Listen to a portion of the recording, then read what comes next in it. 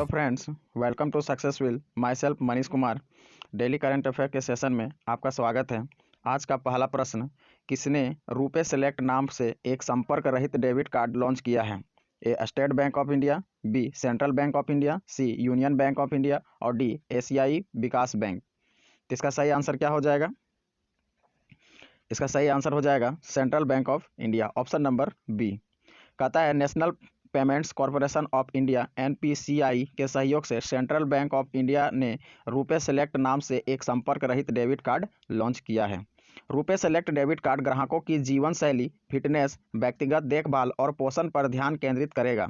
RuPay select debit card धारक golf course, gym, spa, restaurant में card के साथ सदस्यता और आकर्षक ऑफर का लाभ उठा सकेंगे। कार्ड में 20 से अधिक घरेलू और 500 से अधिक अंतर्राष्ट्रीय हवाई अड्डों के लाउंज के उपयोग जैसी सुविधाएं हैं। नेक्स्ट क्वेश्चन नंबर 2, प्रतिवर्ष 25 दिसंबर को पूरे भारत में सुशासन दिवस किस व्यक्ति की जयंती पर मनाया जाता है? ए इंदिरा गांधी, बी अटल बिहारी वाजपेयी, सी एपीजे अब्दुल कलाम और डी राजीव गांधी। तो इसका सही आंसर क्या हो जाएगा? अटल बिहारी वाजपेयी। 25 दिसंबर 1924 को मध्य प्रदेश के ग्वालियर में जन्मे अटल बिहारी वाजपेयी को युग पुरुष के नाम से जाना जाता है। सुशासन दिवस भारत में प्रतिवर्ष पूर्व प्रधानमंत्री अटल बिहारी वाजपेयी जी की जयंती के रूप में 25 दिसंबर के दिन मनाया जाता है। सरकार में जवाबदेही के भारतीय लोगों के बीच जागरूकता को बढ़ावा देकर प्रधानमंत्री वाजपेयी को सम्मानित करने के लिए 2014 में सुशासन दिवस की स्थापना की गई थी।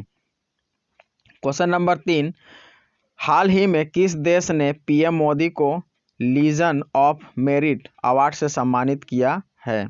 ए Japan, B America, C Israel, D France. तो इसका सही आंसर क्या हो जाएगा? Option number B America. हाल ही में अमेरिकी राष्ट्रपति डोनाल्ड ट्रंप ने भारत के प्रधानमंत्री नरेंद्र मोदी को देश के सर्वोच्च मिलिट्री सम्मान लीजन ऑफ मेरिट से सम्मानित किया है। बता दें कि पीएम मोदी को यह अवार्ड भारत अमेरिका के रणनीतिक रिश्ते बढ़ाने के लिए दिया गया है। नरेंद्र मोदी के साथ यह अवार्ड जापान के पूर्व प्रधानमंत्री शिंजो आबे और ऑस्ट्रेलिया के प्रधानमंत्री स्कॉट मॉरिसन को भी दिया गया है। क्वेश्चन नंबर 4, भारत देश में तेंदुए की आबादी में कितने प्रतिशत की वृद्धि हुई है? ऑप्शन ए 20%, बी 60%, सी 30% और डी 50%। तो इसका सही आंसर क्या हो जाएगा? इसका सही आंसर होगा ऑप्शन नंबर बी 60%। कहता है हाल ही में केंद्रीय पर्यावरण, वन और जलवायु परिवर्तन मंत्री श्री प्रकाश जावड़ेकर ने भारत में तेंदुओं की स्थिति पर रिपोर्ट जारी की।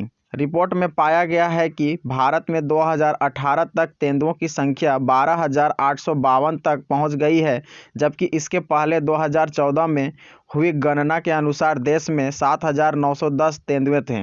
इस अवधि में तेंदुओं की संख्या में 60% बढ़ोतरी हुई है। गणना के अनुसार मध्य प्रदेश में 3,421 तेंदुए, कर्नाटक में 1,783 तेंदुए और महाराष्ट्र में 1,690 तेंदुए दूसरे राज्यों की तुलना में सबसे ज़्यादा पाए गए हैं। नेक्स्ट क्वेश्चन नंबर 5, हाल ही में किसने वर्ष 2020 का BBC sport personality of the year पुरस्कार जीता है? A Stuart Broad, B Virat Kohli, C Lewis Hamilton, D Pete Sampras. तो इसका सही आंसर क्या हो जाएगा? Option number C Lewis Hamilton. हाल ही में फार्मूला 1 F1 के दिग्गज और 7 बार के चैंपियन लुइस हैमिल्टन को BBC के वर्ष 2020 का सर्वश्रेष्ठ खिलाड़ी पुरस्कार BBC sports personality of the year 2020 के लिए चुना गया।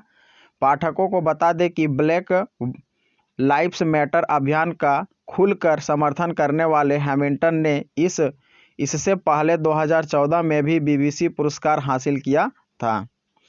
नेक्स्ट क्वेश्चन नंबर 6, अंतर्देशीय जलमार्गों के माध्यम से नौका सेवाओं के लिए भारत सरकार ने कितने अंतर्राष्ट्रीय मार्गों की पहचान की है? ए 2, बी 3, सी 5 और डी 6। तो इसका सही आंसर क्या हो जाएगा? Option number D 6। हाल ही में भारत सरकार GOI ने देश के तटीय क्षेत्रों में पोत परिवहन गतिविधियों और पर्यटन को बढ़ावा देने के लिए अंतर्देशीय जलमार्गों के माध्यम से नौका सेवाओं के लिए नए मार्गों की पहचान की है। नए मार्गों में हजीरा, ओखा, जामनगर और सोमनाथ मंदिर शामिल है। अंतर्राष्ट्रीय मार्गों के साथ गंतव्य भी सागरमाला परियोजना के अंतर्गत रखे गए हैं। लगभग 6 अंतर्राष्ट्रीय मार्गों की पहचान की गई है। इन मार्गों में 4 अंतर्राष्ट्रीय गंतव्य जैसे सेशेल्स, बांग्लादेश का चट्टोग्राम, मेडा गावस्कर और श्रीलंका का जाफना शामिल है। क्वेश्चन नंबर 7, निम्न में से शिगेलोसिस शब्द का क्या अर्थ है? ए वायुयान का नाम, बी स्पेसशिप का नाम, सी बैक्टीरियल संक्रमण, डी एक प्रकार का रोग। तो इसका सही आंसर क्या हो जाएगा? ऑप्शन नंबर सी बैक्टीरियल संक्रमण।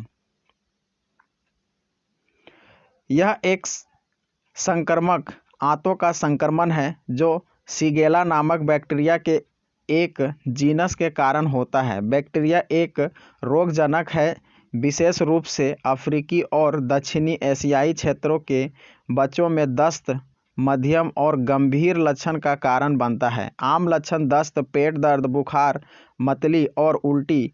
यह बैक्टीरिया से गलती से निगल जाने पर व्यक्ति से व्यक्ति में फैल जाता है। दूषित भोजन और पानी के माध्यम से भी फैलता है। क्वेश्चन नंबर 8, हाल ही में भारत हाइपरसोनिक पवन सुरंग सुविधा वाला दुनिया का कौन सा देश बना? ए दूसरा, बी तीसरा, सी चौथा और डी 7वां। तो इसका सही आंसर क्या हो जाएगा? ऑप्शन नंबर बी तीसरा। हाल ही में केंद्रीय रक्षा मंत्री राजनाथ सिंह ने भारत की पहली उन्नत हाइपरसोनिक विंड टनल पवन सुरंग सुविधा का उद्घाटन किया है। पाठकों को बता दें कि रूस और अमेरिका के बाद अब भारत दुनिया का ऐसा तीसरा देश बन गया जिसके पास ऐसी सुविधा है। इस सुविधा का विकास स्वदेश में किया गया है। क्वेश्चन नंबर 9, किस भारतीय को हाल ही में global visionary of sustainable business and peace सम्मान मिला है? A Gautam Adani, B Anil Ambani, C Ratan Tata और डी अजीज प्रेमजी। तो इसका सही आंसर क्या हो जाएगा? रतन टाटा, ऑप्शन नंबर सी। भारतीय उद्योग जगत के दिग्गज रतन टाटा को फलस्तीन समेत क्षेत्र में स्थिरता और शांति का समर्थन करने वाले नवाचारों को बढ़ावा देने के लिए सम्मानित किया जाएगा। टाटा समूह के चेयरमैन एमेरिटस रतन टाटा को इस काम के लिए Indo Israel Chambers of Commerce ने global visionary of sustainable business and peace सम्मान से सम्मानित करने का निर्णय लिया है। क्वेश्चन नंबर 10, किस तिथि को वीडियो कॉन्फ्रेंस के माध्यम से भारत वियतनाम नेताओं की वर्चुअल समिट आयोजित की गई? ए 28 दिसंबर 2020, बी 25 दिसंबर 2020, सी 21 दिसंबर 2020 और डी 23 दिसंबर 2020। तो इसका सही आंसर क्या हो जाएगा? ऑप्शन नंबर सी 21 दिसंबर 2020। 21 दिसंबर 2020 को वीडियो कॉन्फ्रेंस के माध्यम से भारत वियतनाम नेताओं की वर्चुअल समिट आयोजित की गई है। पीएम मोदी, श्री नरेंद्र मोदी और समाजवादी गणतंत्र वियतनाम के प्रधानमंत्री महामहिम गुएन जुआन फुक ने संयुक्त रूप से शिखर सम्मेलन को संबोधित किया। भविष्य में भारत वियतनाम व्यापक रणनीति साझेदारी का मार्गदर्शन करने के लिए शिखर सम्मेलन के दौरान शांति, समृद्धि और लोगों के लिए एक संयुक्त दृष्टिकोण दस्तावेजों को अपनाया गया। भारत और वियतनाम ने रक्षा, नवीकरणीय ऊर्जा, परमाणु ऊर्जा, वैज्ञानिक अनुसंधान आदि जैसे क्षेत्रों में आभासी शिखर सम्मेलन के दौरान 7 समझौतों पर हस्ताक्षर किए। यदि यह वीडियो आपको अच्छा लगता है तो प्लीज़ इस चैनल को सब्सक्राइब कर लें और ज़्यादा से ज़्यादा शेयर करें। धन्यवाद।